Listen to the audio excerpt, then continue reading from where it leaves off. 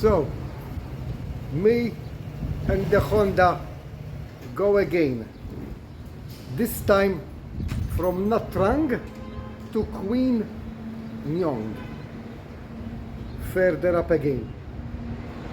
It was a pleasure to come to Nha Trang, even though I only stayed here 24 hours, but I've done a lot, I've seen a lot.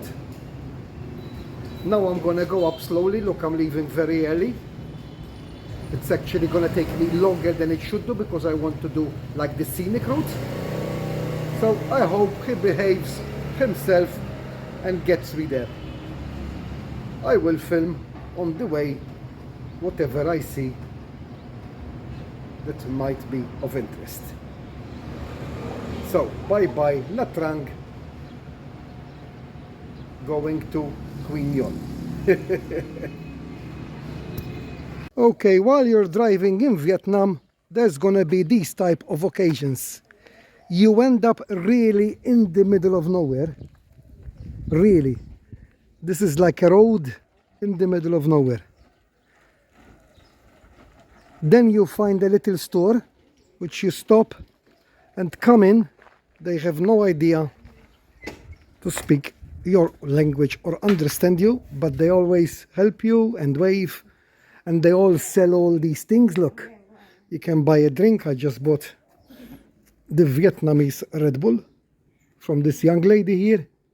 Look, she sells everything, and they live here in the house as well, I guess. And I think that this would be the store of maybe these 20 houses in the area.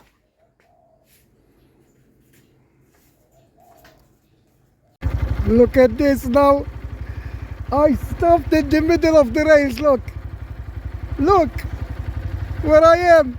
In the middle of the rails. Look. Look, look. 'Cause this is the other side. If the train comes, I will crash. I will get crashed.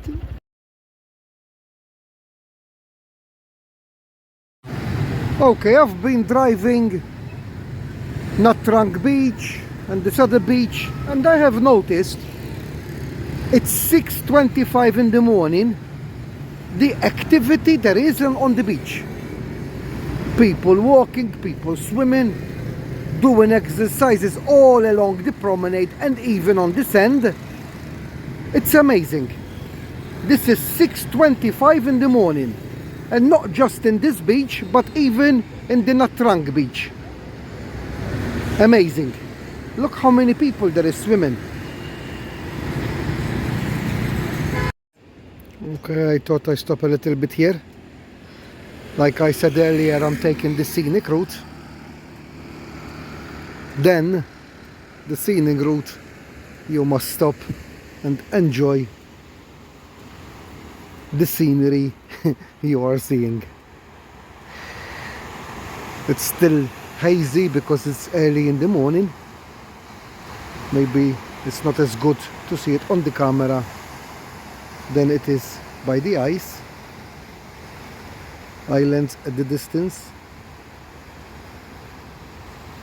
See underneath me. Mountains on this side.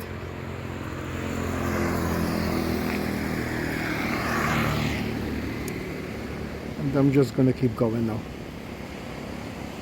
I've been driving really slow last half an hour, stopping and admiring the beauty of this area. Today it's 1 week since I got the bike and I done over 900 kilometers. Not bad. Anyway, as it goes on.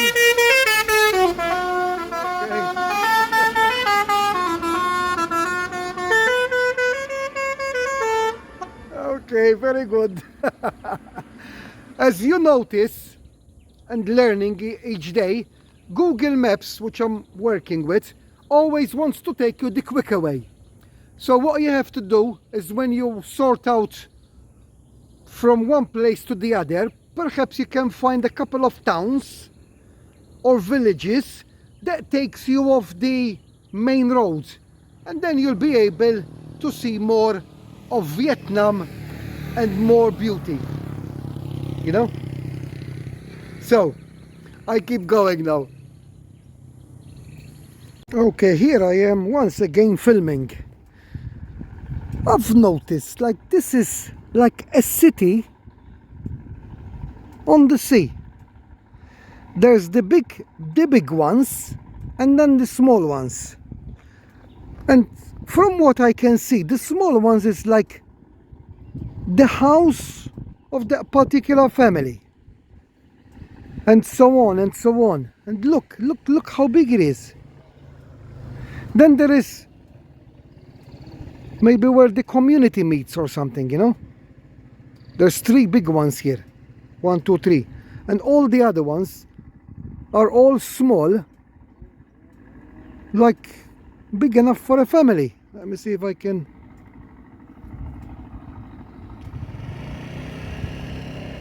Show you better. See? It's all on sea.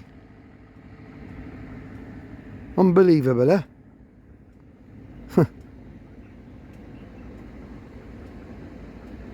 What are you doing here? You're gonna get run over in the middle of the street. If a truck comes, he's gonna kill you all. You cannot relax there in the middle of the street. What are you doing?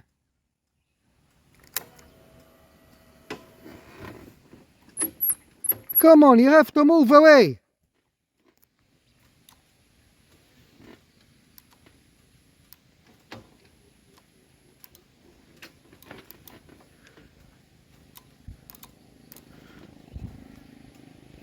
Hey, move. Come on. Move. Move, I have to drive. Move, please, I have to drive. Come on, and you as well. Go on. And you, don't be the bully. I just wouldn't move, eh?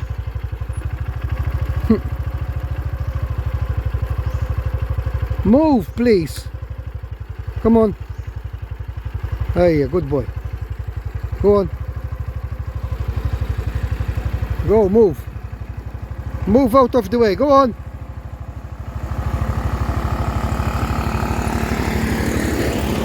Okay. That's good enough, I guess. Okay, I'm not sure if it's that or if it's this one I am on. This is the most eastern point of the whole of Vietnam. So it's either where I just showed or actually on this rock here. So this is the eastern part of Vietnam. Okay, once again in the middle of nowhere, I stopped to buy a bottle of 7-Up because I'm thirsty from this little shop here. It's a struggle, so they make you understand how much you owe them. And now I just noticed that the girl that served me, I don't know, she's doing something here, like she's a doctor as well. Look, that's the girl that served me, look. And now she's making it like she's a doctor. See, she don't understand. Every time I see something strange, I stop and film. So as you can see, there's all this white stuff. So what they're doing, they're putting these covers on the street. They're opening these yellow sacks.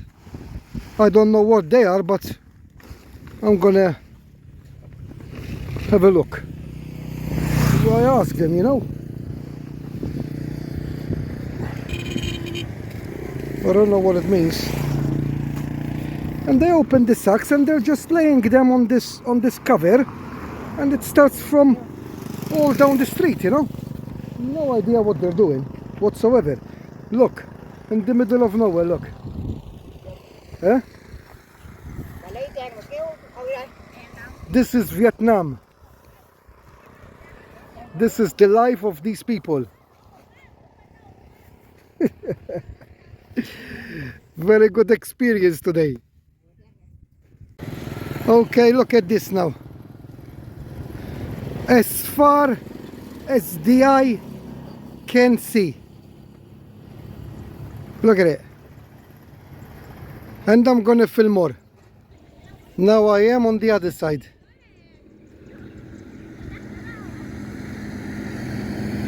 Unbelievable. And it's been like this, I don't know, the last 20 minutes driving.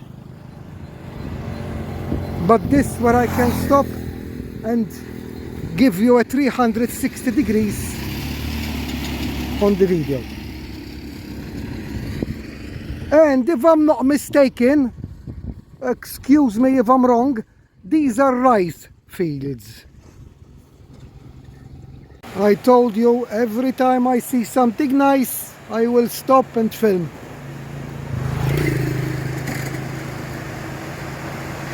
I know it's a long video, but these are the best parts.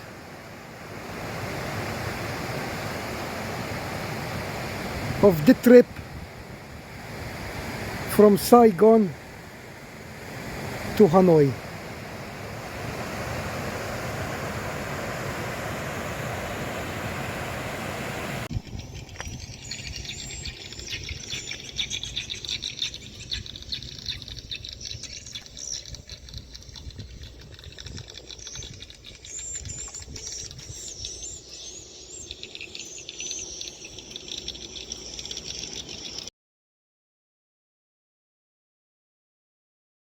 On the road again. Bye bye Hanoi. Hello Kontum. Yes, today I'm driving all the way to Kontum. This is located in the central highlands of Vietnam. So I've got the jacket on, and the backpack I've got already, the long trousers in case I'll find cold weather up there. But this is somewhere I was looking forward to go before I even came. I want to even drive on the Ho Chi Minh Road. So this is going to be almost near Cambodia and Laos, almost near the border. So my bike is already full of petrol, the backpack is there, my helmet is waiting for me, and off I go. This is the woman that she made the coffee for me, look, today. Good coffee.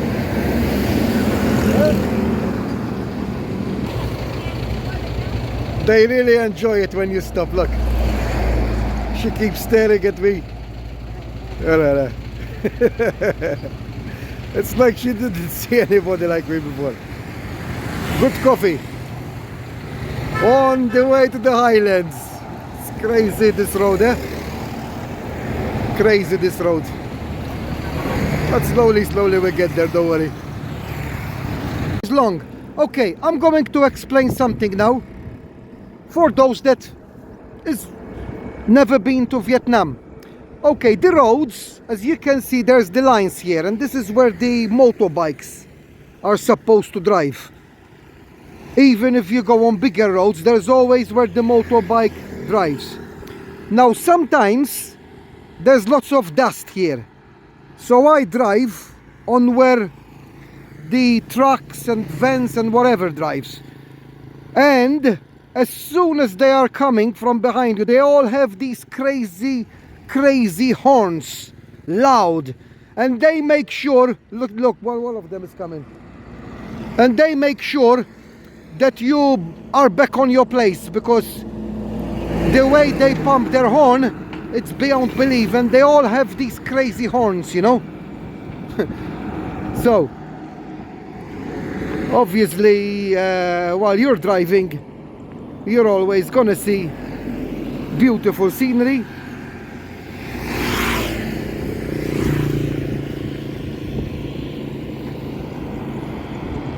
So I thought I explain a little bit that, plus I take a little rest as well and stretch my legs. One more thing I like to mention, that on the roads where there is tolls that motorbikes are allowed, motorbikes do not pay. So because I am driving on a motorbike, I will go straight here and I go straight through, and I don't need to pay nothing. While if you've got a car or a van or truck or whatever, you have to go from those two and pay, but motorbikes don't. But motorbikes are not allowed on all motorways, only certain ones. Yes, roadworks there is as well going on in Vietnam, but they have these trucks with water, look what you can see there, and wherever there is the roadworks going on, he keeps driving up and down putting water. So there is a minimum amount of dust flying. Still there's gonna be dust flying, but at least they go around with these water bowsers. So wherever there is roadworks, you're gonna see the floor wet because of these trucks to calm the dust down. The amount of roadworks that is going on this stretch of road, it's unbelievable. And for me, this is extreme engineering, because most of the road, it's in the mountains, so even cutting of the mountains is involved, as you can see on this part of the video here. Obviously they want to widen it to make it nicer and better. It's gonna take years because it's a very, very long stretch. I don't know how long I've been driving, and there's road works. Unbelievable. Look, even once I'm gonna keep going up there, look, still more road works. But eventually it will be done and everybody will be happy. But this is extreme engineering, which it takes a lot of time, you know, for cutting through the mountains, you know. Okay, another piece of information is this, and I noticed this. There is stretches of roads where normally you see lots of trucks. On this stretch there isn't a lot. But I was driving and I saw big stretches with hundreds of trucks. And there is all these pipes with water on both sides of the road. And the truckers, they stop, they open the water, they don't need to pay. Obviously in Vietnam there's lots of water, and they washes the wheels and they wash the truck, and they like to keep their trucks clean, you know, by these points where you have water everywhere. Look, he just washed his, he just stopped there, look, maybe he starts washing it and everything. Look what we have now, drying their chilies. So I thought I'll stop here and have a look. I seen it even maybe 2-3 kilometers down the road, you know, but here there was the possibility to stop, so I stopped a little bit. This is really in the countryside, look. I guess that would be their house, look. He's got the cow there.